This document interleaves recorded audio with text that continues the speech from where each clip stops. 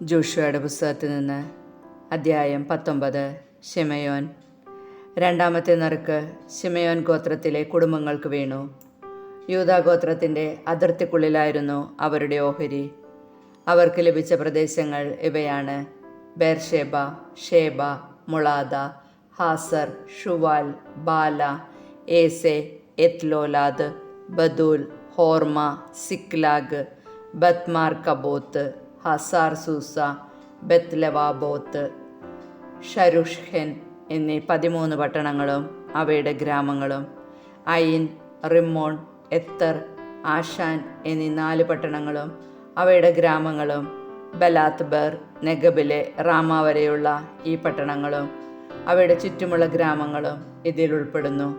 ശിമെയോൻ ഗോത്രത്തിന് കുടുംബക്രമം അനുസരിച്ച് ലഭിച്ച അവകാശമാണിത്. ശിമെയോൻ ഗോത്രത്തിൻ്റെ അവകാശം യൂദയായുടെ ദേശത്തിൻ്റെ ഒരു ഭാഗമായിരുന്നു. യൂദാ ഗോത്രത്തിൻ്റെ ഓഹരി വളരെ വലുതായിരുന്നതിനാലാണ് അവരുടെ അതിർത്തിക്കുള്ളിൽ ശിമെയോൻ ഗോത്രത്തിന് അവകാശം ലഭിച്ചത്.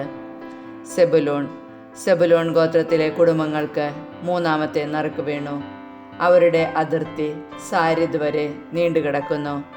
അവിടെ നിന്ന് അത് പടിഞ്ഞാറോട്ട് നീങ്ങി മാറയാലിൽ എത്തി ദാബേഷത്ത് വരെ ചെന്ന് യൊക്നെയാമിന് കിഴക്കുള്ള അരുവി വരെ എത്തുന്നു. സാരിദിൽ നിന്ന് കിഴക്കോട്ടുള്ള അതിർത്തി കിസ്ലോത്ത് താബോറിൻ്റെ അതിർത്തിയിലെത്തുന്നു. അവിടെ നിന്ന് ദബാറത്തിലേക്കും തുടർന്ന് യാഫിയ വരെയും എത്തുന്നു. അവിടെ നിന്ന് കിഴക്കോട്ട് പോയി ഗത്ത് ഹേഫറിലും എത്കാസീനിലും എത്തി റിമ്മോണിലൂടെ നേയായുടെ നേരെ തിരിയുന്നു. വീണ്ടും വടക്ക് ഹന്നാത്തോനിലേക്ക് തിരിഞ്ഞ് ഇഫ്താഫേൽ താഴ്വരയിൽ അവസാനിക്കുന്നു. കത്താത്ത്, നഹലാൽ, ഷിംറോൺ, ഇദാല, ബത്ലേഹം എന്നിവ ഉൾപ്പെടെ ആകെ 12 പട്ടണങ്ങളും അവയുടെ ഗ്രാമങ്ങളും ഉണ്ടായിരുന്നു. ഈ പട്ടണങ്ങളും അവയുടെ ഗ്രാമങ്ങളുമായ സെബുലൂൺ ഗോത്രത്തിന് കുടുംബക്രമമനുസരിച്ച് അവകാശമായി ലഭിച്ചത്. ഇസാക്കർ ഗോത്രത്തിലെ കുടുംബങ്ങൾക്ക് നാലാമത്തെ നറുക്ക് വീണു. അവരുടെ പ്രദേശങ്ങൾ ജസ്രേൻ, കെസുലോത്ത്, ഷൂനം, ഹഫാരായിം, ഷിയോൻ, അനാഹരത്ത്, റബീത്ത്, കിഷിയോൻ, ഏബസ്, റേമത്ത്, എൻഗന്നീം, എൻഹദ്ദ, ബത്പാസസ് എന്നിവയായിരുന്നു. ഇതിൻ്റെ അതിർത്തി താബോർ, ഷാഹാസുമ, ബത്ഷമെഷ് എന്നിവിടങ്ങളിലെത്തി ജോർദാനിൽ അവസാനിക്കുന്നു.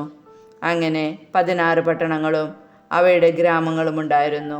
ഇസാക്കർ ഗോത്രത്തിന് കുടുംബക്രമമനുസരിച്ച് പട്ടണങ്ങളോടും ഗ്രാമങ്ങളോടും കൂടി ലഭിച്ച അവകാശമാണിത്.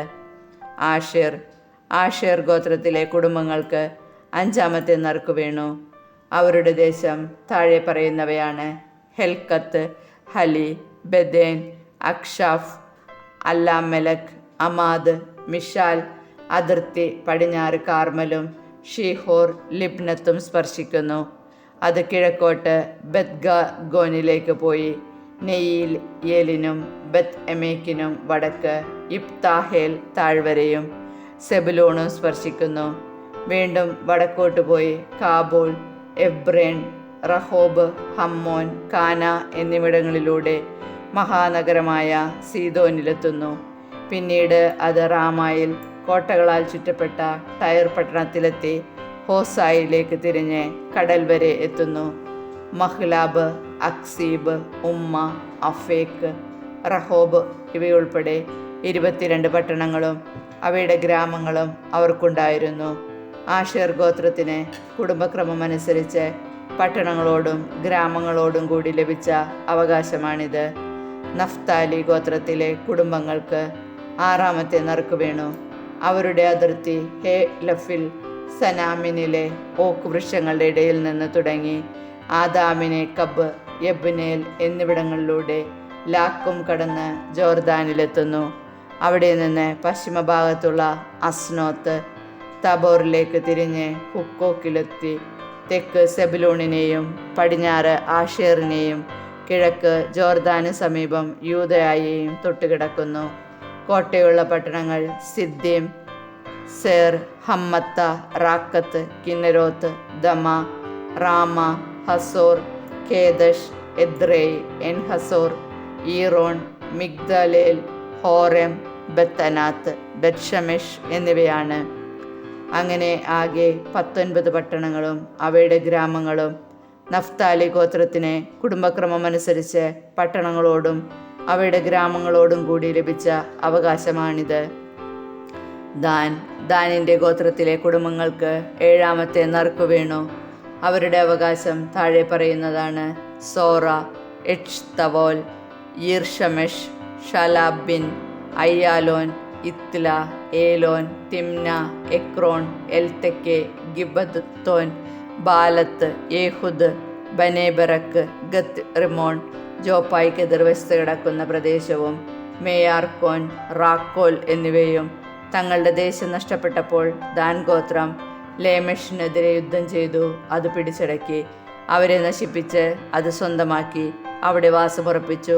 പൂർവ്വപിതാവായ ദാനിൻ്റെ ഓർമ്മ നിലനിർത്താൻ ലേഷെമിന് ദാൻ എന്ന് പേരിട്ടു.